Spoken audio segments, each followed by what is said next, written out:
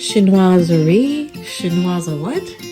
Today I'm bringing a little chinoiserie touch into my bathroom reno, and it starts now. Hi everybody, welcome back to Nutshell Living, where I show people how I maximize every square foot of my small petite cottage by the beach, inside and out. And today I'm going to do a little riff on a project I did in my bathroom, and it is the most popular project I've ever done on this channel, maybe because it is so simple. And that is, I created a custom-made mirror frame for my vanity mirror and attached it with magnets for a very generic medicine cabinet. Now I have another mirror on the other side of my wall in the bathroom, and it's just a generic revolving mirror that I got from Ikea several years ago. And I love it because mirror on one side, twisted over, and there's lots and lots of storage for all of my toiletries on the other side. But it didn't come with any frame. And the one thing I want to do is to start thinking about renovating my bathroom over time. Several months ago, I bought a vintage chinoiserie inspired little cabinet that I want to flip into a sink cabinet. And using that same idea, I want to create a frame, a wooden frame for the mirror, but with a chinoiserie feel. Now, chinoiserie, in its simplest terms, is a European take on Chinese decor and architecture of the time, sort of back in the 18th century and on. And there's many interpretations of that, and you can see a lot of that look in textiles. I decoupage my nightstands with chinoiserie fabric that I love, adore. And this book really inspired me. And it has the most beautiful artistic renderings of chinoiserie architecture in the most whimsical way. Okay, so here is my Ikea revolving mirror, which I love because it's a mirror on one side, and then it opens up and holds so many toiletries, and any ugly toiletries too. So today I want to create a frame for this mirror, and one of my favorite tricks is to use these wooden artist stretcher bars you can find at better art supply stores, and you buy each side individually so that you can get them to fit your mirror perfectly. And they're all marked. When you go to the store, they'll be marked by how many inches. So this is 39 inches long, and then the width I've used is 11 inches. All you do is you click them together,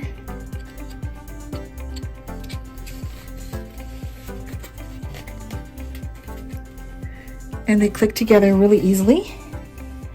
So I just want to double check if my size is working here. Doing a dry fit, and I think that it's gonna look great. To add more stability, I would put a little staple in the corner or a little dabble of glue. Okay, so now that we've confirmed that our frame fits well, let's start working on adorning our frame with a chinoiserie twist. Okay, the game plan is to decoupage chinoiserie images on top of the frame. You'll be making laser print copies of your images. Make sure you're using a laser printer and not an inkjet printer for your images. The inkjet ink will start to bleed when you're using the decoupage glue on top of it. The great thing about decoupage is you can find your favorite image online or even in one of your favorite books. And I really like this opening page in my chinoiserie history book. I laser copied this page and this page. The laser copy paper, which is kind of medium weight, is perfect for decoupage. You don't want it to be too thin and too thick. Some people go old school and they just use regular Elmer's glue or household glue and diluted with some water. I just have great luck with Mod Podge products. If you are decoupaging onto wood like I am, you have to use a really good paint primer first. Let that dry before you do anything else. If you don't, the decoupage glue tends to dry unevenly and you won't be happy with the results. I like putting a generous amount of the glue before I put the paper down. I'm also going to put glue on the bottom of the paper. And we're also going to be putting a layer of decoupage on top of the paper. So it's going to have all opportunities to sink in and attach to the wood. Decoupage was my first love when I was producing a lifestyle show on Lifetime. And I found this woman who wrote the most beautiful book on classic decoupage technique, and she taught me how to do decoupage. So I'm just gonna, you have wiggle room. I'm just making sure that it fits on all sides. Then on top, I'm gonna put a generous amount of the Mod Podge glue on top. And this, I'm just making sure that all the air bubbles are out. And as long as my fingers have a little bit of the decoupage glue on it, and that it's gliding and it's not dry, then we won't have any, we'll have less opportunity to tear the paper. So if you have air bubbles, you can just use a little pin and pop the pin and add a little bit of glue and smooth it out, and none will be the wiser. And it will just finish decoupaging this area, and then let everything dry. And then we're going to do one more layer of decoupage over the finished piece. Usually 2 layers is enough. Instead of cutting a straight edge between each piece of paper, I did a jaggedy, scallopy edge. And this way, it almost looks kind of like it's part of the pattern. I went on Amazon to buy some wood overlays, and they come in all different kinds of designs. And they had a collection of designs that kind of mimic a more Asian-inspired feeling. This is the top of my mirror frame. So I thought that these could work by embellishing each corner. I want to offset the overlay so that it lays a little bit outside the boundary of the mirror frame. This is just plain wood that I painted with a primer. And now the next step is, I didn't really want to paint it white. And I was thinking, oh, do I paint it gold? I'm not really a gold person these days. And I thought that it would be pretty if I could somehow paint this in a way that would mimic maybe a green jade look. Here's my experiment from last night, where I took 3 different colors of green and created an effect that looked a little bit like green jade. And this is going to be adorning the corner of my mirror frame. Here are the 3 paint colors I used to create that faux jade green paint effect. It's called Clover. Then on top of that, I used something called Mossy Meadow. I love these names. So this is something called Deep Gray. Deep Gray. And Deep Gray, I just add here and there to kind of add a little bit of depth to the piece.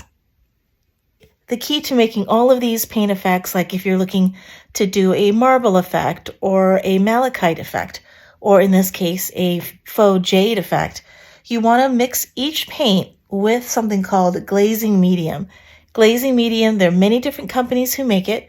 You don't have to buy Liquitex. What glazing medium does, it doesn't change the color of your paint.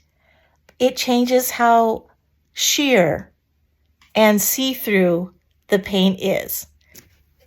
When you're painting with 3 different colors of green, you will see each color of green coming through. So I have a paper plate for each color. Just do a little bit by little bit. A little watery.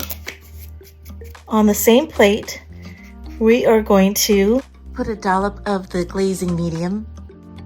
And all I'm going to do as I'm painting the layers is I'm going to be just dipping my brush dedicated to each color. I have a brush for each color, but I'll just be dipping it into the glazed medium each time.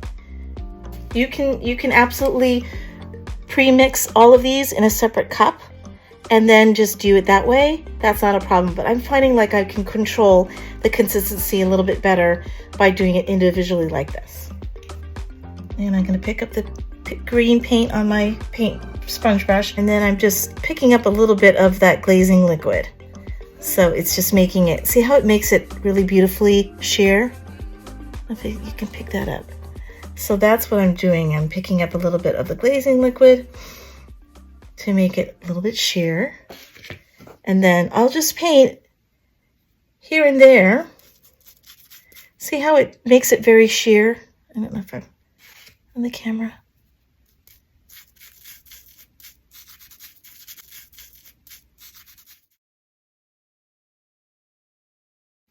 Okay, so it's been about, I'd say about 20 minutes, and this layer, the first layer of green, is pretty dry.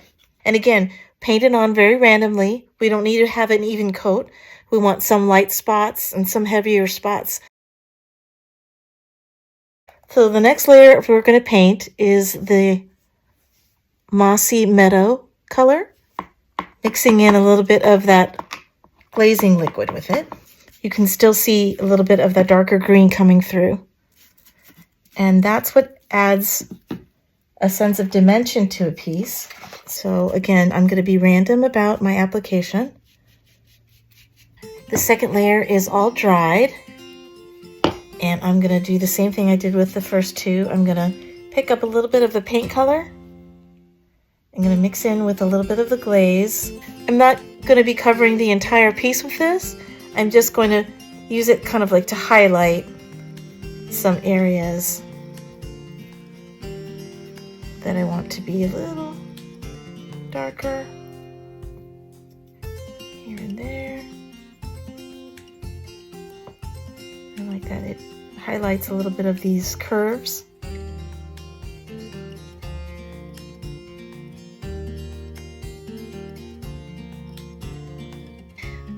Because you might see a little bit of the underside when you place it onto the mirror, I'm going to just paint one layer of color on the back of the overlays.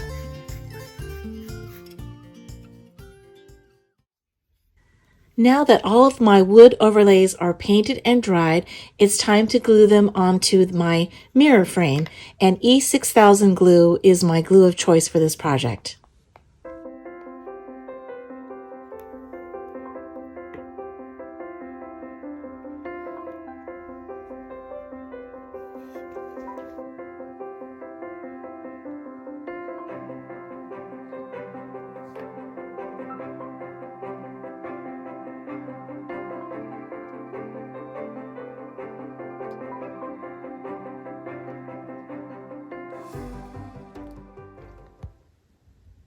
Okay, so I took a 2x3 picture frame.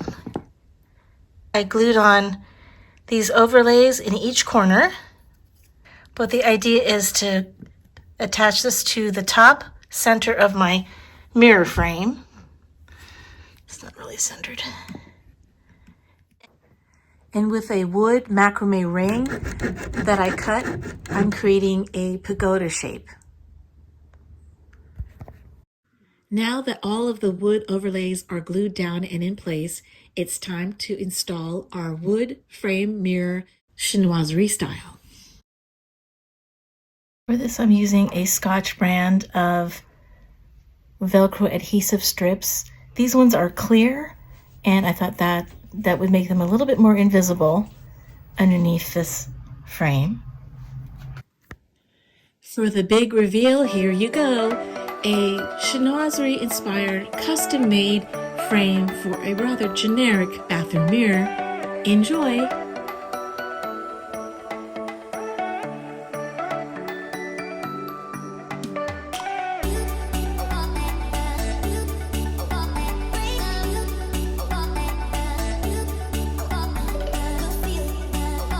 Thanks so much for joining me here at Nutshell Living. Love having you along for all of my adventures and projects.